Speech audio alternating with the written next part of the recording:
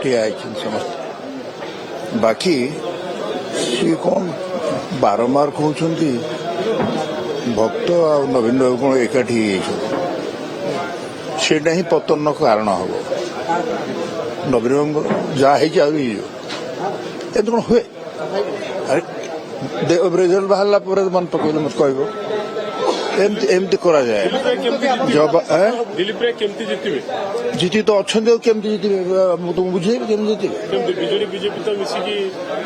ତମେ ଦେଖିବ ସେ ରେଜଲ୍ଟ ବାହାରିଲା ପରେ ମତେ ମନେ ପକେଇବ। ମୁଁ ଏନେ କାହିଁ କହିବି।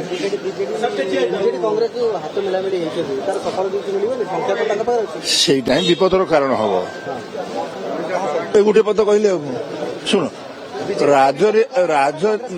ରାଜନୀତିର ଅନ୍ୟ ନାମ ହେଲା ଷଡ଼ଯନ୍ତ୍ର। ଯିଏ ଭଲ ଷଡ଼ଯନ୍ତ୍ର କରିପାରେ ସେ ରାଜନୀତିରେ ଭଲ ଉଠେ। ତେଣୁ ନବୀନ ବାବୁଠୁ ଆଉ ଷଡ଼ଯନ୍ତ୍ର କରିବା ଲୋକ କିଏ ଅଛି? ସେ ସଫଳ ହେଇପାରିବେନି। ଆଉ ସରିଗଲା। ବହୁତ ଭୂତେଇଲେ। ମୋ ଭଳିଆ ଲୋକକୁ ପ୍ରାୟ ସବୁ ପଠେଇବେ ବୋଲି କହିଲେ କେତେ ଥର ପଠେଇଲେ କି? ଧୋକାଟା ସମୟ ଜାଣିଛନ୍ତି ମିଡିଆ ଆଗରୁ କହିଛି। ମୁଁ କାହିଁ କହିବି? ମୁଁ ତ ଭଲ ଲାଗେନି କାହା ବିଷୟ କହିବା।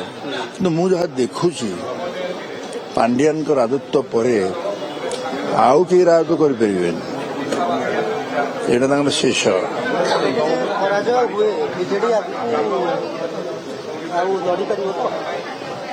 ଓ ବିଜେଡି କଥା କହୁଛନ୍ତି? ଆରେ ଲୋକ ତାଙ୍କୁ ପରାସ୍ତ କରିଦେଲେ ଏଥରକ। ଆଗକୁ ଜିତିବା ପାଇଁ ହେଲେ ଜିତିବାର କୌଶଳ ଯୋଉ ରାଜନୀତିରେ ଜିତିବା ପାଇଁ ରଣନୀତି ସହିତ ରଣକୌଶଳ ଦରକାର। ସେ କୌଶଳରେ ବଡ ମିଛୁଆ ହେଇଗଲା ବର୍ତ୍ତମାନ ନବୀନ ପଟ୍ଟନାୟକ। କହିବେ ଗୋଟେ କଥା ଆଉ ଗୋଟେ କଥା କରିବେ। ଆପଣଙ୍କୁ ତ ବିଜେପି ରାଜ୍ୟସଭା ପଠେଇଲା ଭଲ କଲା ନ ପଠେଇକି। ଓ ବିଜେପି କଥା କହୁଛନ୍ତି ନା? ତାଙ୍କର କଣ ଅଛି କୌଶଳ ସେଇଟା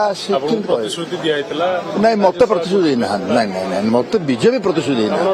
ବିଜେଡି ଦେଇଥିଲା ନବୀନ ପଟ୍ଟନାୟକ ଦେଇଥିଲା। ଆଚ୍ଛା କଥା ସେ ତ ଦେଖିଲ କିଭଳି ଭାବରେ ତମେ ସବୁ ଜାଣିଛ ସାମ୍ବାଦିକ ବନ୍ଧୁମାନେ ସିଏ କଥା କହିଥିବା କଥା ଯେତେବେଳେ ରଖିଲେ ନାହିଁ ଆଉ ତା ସହିତ ରହି ଲାଭଟା କ'ଣ? ଭବିଷ୍ୟତ ପୁଣି ଆହୁରି ଓଲଟା କରିବେ। ଯାହା କଲେ ସେଥିପାଇଁ ଭୋଗିଲେ।